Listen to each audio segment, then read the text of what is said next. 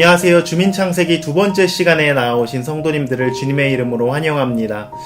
지난주까지 우리는 창세기 안에 있는 창조의 이야기를 살펴봤는데요. 오늘은 창조 그 이후에 있었던 사건까지를 알아볼 차례입니다. 창세기는 크게 두 가지로 나뉜다고 합니다. 하나는 창세기 1장부터 11장까지 되어 있는 원역사라는 부분이고요. 그리고 또 하나는 창세기 12장부터 50장까지 펼쳐져 있는 족장사라는 부분입니다. 아브라함부터 요셉까지 이스라엘의 족장과 같은 인물들의 역사가 펼쳐져 있다고 해서 족장사인 것이죠. 그 중에 오늘 우리는 1장부터 11장 원역사의 마지막 부분까지 살펴보려고 합니다. 지난주에 별도로 올려드린 영상이 있죠. 아담과 하와의 사건과 가인과 아벨의 사건을 비교하면서 강의를 마쳤었습니다. 이 두 가지가 어떤 특징이 있던가요? 마치 동전의 양면과 같이 동일한 구조를 서로 가지고 연결되어 있었고요. 그리고 차이점이 있었는데요. 아담과 하와에게 벌어졌던 죄악이 가인과 아벨에게 와서는 더 확장되어져서 펼쳐지고 있고요. 죄의 위력이 더 강력해지고 있다는 것을 느껴볼 수 있었습니다.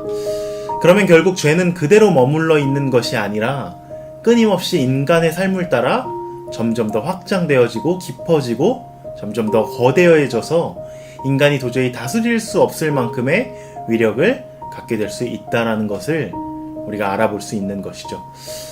하지만 여기서 인간이 해야 할 일이 분명히 있을 터인데 무엇이냐면 죄가 너를 원하나 너는 죄를 다스릴지니라 라는 부분입니다. 결국 우리가 죄를 다스려야 한다는 것인데요. 그것을 어떻게 다스릴 것이냐? 이것이 우리에게 과제요, 숙제가 될 것입니다. 그러면 이제 가인과 아벨 사건 이후에 인간의 삶이 어떻게 펼쳐지는지 6장을 살펴보도록 하겠습니다. 6장 1절부터 7절 말씀입니다. 사람이 땅 위에 번성하기 시작할 때 그들에게서 딸들이 나니 하나님의 아들들이 사람의 딸들의 아름다움을 보고 자기들이 좋아하는 모든 여자를 아내로 삼는지라. 여호와께서 이르시되 나의 영이 영원히 사람과 함께하지 아니하리니 이는 그들이 육신이 됨이라. 그러나 그들의 날은 120년이 되리라 하시니라. 당시에 땅에는 네피림이 있었고 그 후에도 하나님의 아들들이 사람의 딸들에게로 들어와 자식을 낳았으니 그들은 용사라. 고대의 명성이 있는 사람들이었더라. 여호와께서 사람의 죄악이 세상에 가득함과 그의 마음으로 생각하는 모든 계획이 항상 악할 뿐임을 보시고 땅 위에 사람 지으셨음을 한탄하사 마음에 근심하시고 이르시되 내가 창조한 사람을 내가 지면에서 쓸어버리되 사람으로부터 가축과 기는 것과 공중의 새까지 그리하리니 이는 내가 그들을 지었음을 한탄함이니라 하시니라. 아멘.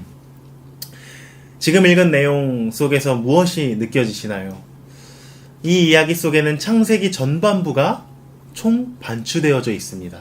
7절의 말씀만 봐도 창세기 1장을 완전히 반전시키고 있거든요. 그때는 하나님께서 보시기에 심히 좋았더라고 이야기하셨는데 여기에서는 이것들을 다 쓸어버리겠다고 이야기하십니다.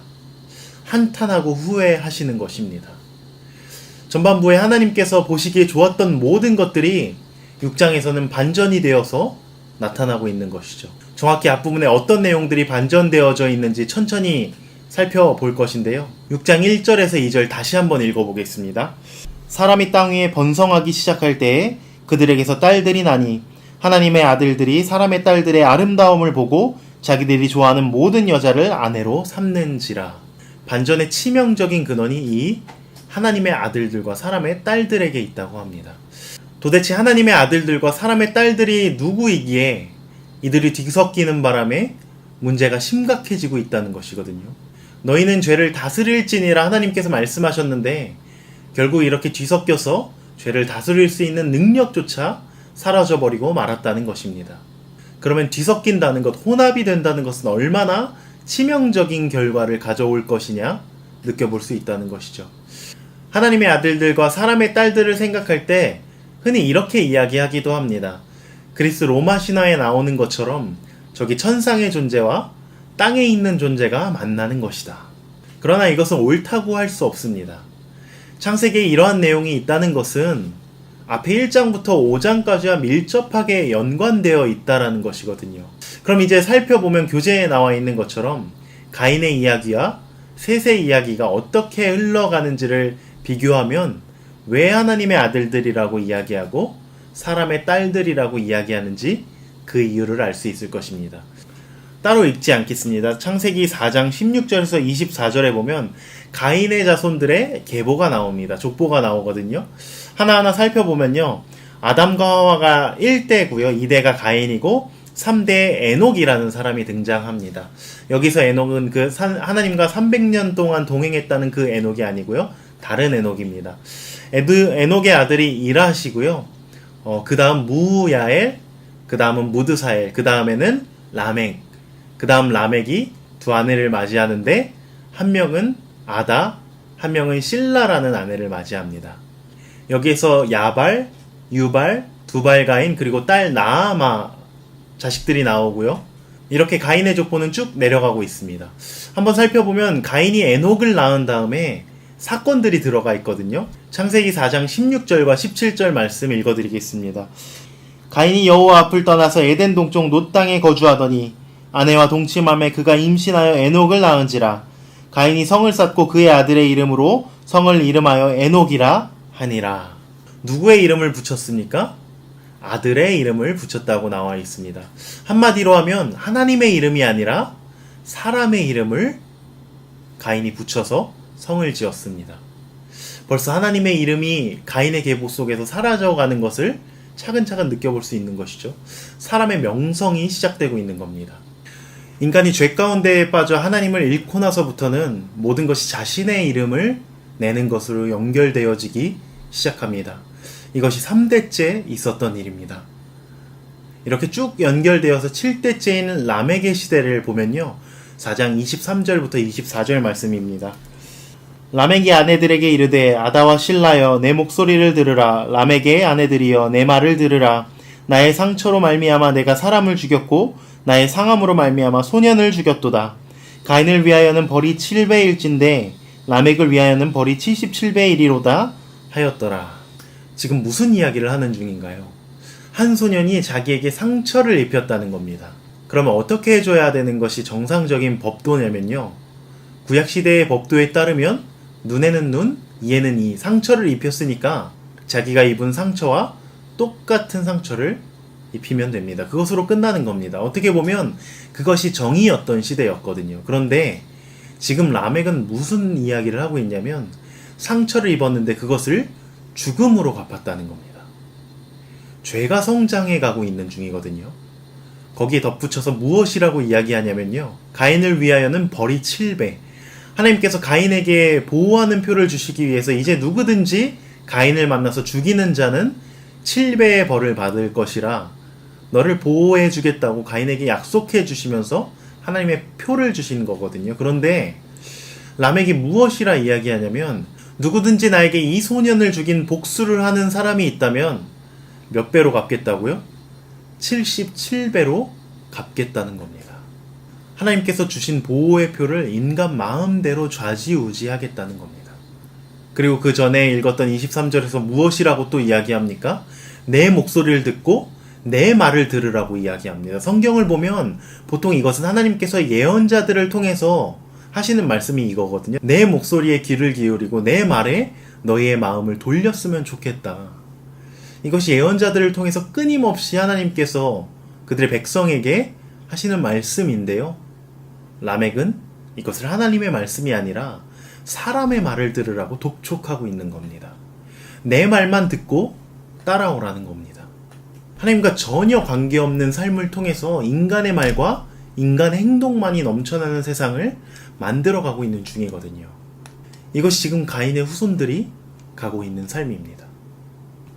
이제 그 옆을 비교해 보면요. 아벨 대신에 하나님께서 셋을 주셨습니다. 4장 25절과 26절 읽어보겠습니다.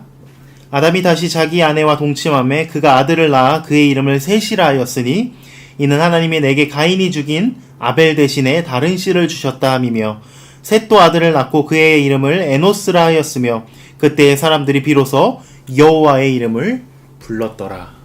아멘. 셋이 에노스를 낳았는데요. 그때 비로소 누구의 이름을 불렀는가? 여호와의 이름을 불렀다고 합니다. 가인의 족보가 가는 길과 전혀 다른 길을 가고 있는 것이죠. 여기에서는 하나님의 이름과 하나님의 영광이 드러나기 시작할 것입니다. 그렇기 때문에 이 두 족속은 절대로 만나서는 안 됩니다. 이 구별되어진 삶을 지켜야 하는 것이거든요. 에노스 다음에 구체적으로 읽지는 않겠습니다. 에노스가 게난을 낳았고요. 게난이 마할랄렐을 낳습니다. 그리고 마할랄렐은 야렛을 낳았습니다. 특별한 이야기가 없이 그냥 지나가고 있거든요. 그런데 어느 순간 특별한 이야기가 등장할 겁니다. 라멕과 누가 비교될까요? 에녹이 태어납니다. 분명히 에녹에게 가서는 라멕과 같은 이야기가 있을 거거든요. 5장 21절부터 24절까지 읽어보겠습니다.